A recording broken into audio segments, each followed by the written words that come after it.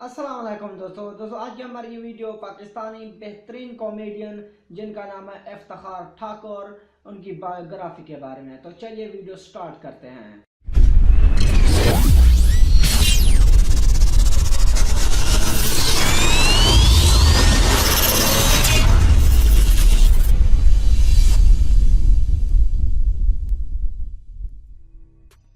जी दोस्तों इफ्तिखार अहमद 1 अप्रैल 1958 को पाकिस्तान के शहर मियाँ चन्नू में पैदा हुए।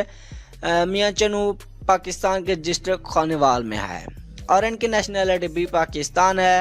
इफ्तिखार अहमद मैरिड हैं और उनके 4 बच्चे भी हैं। इफ्तिखार अहमद को इफ्तिखार ठाकुर और कुकी के नाम से भी जाना जाता है।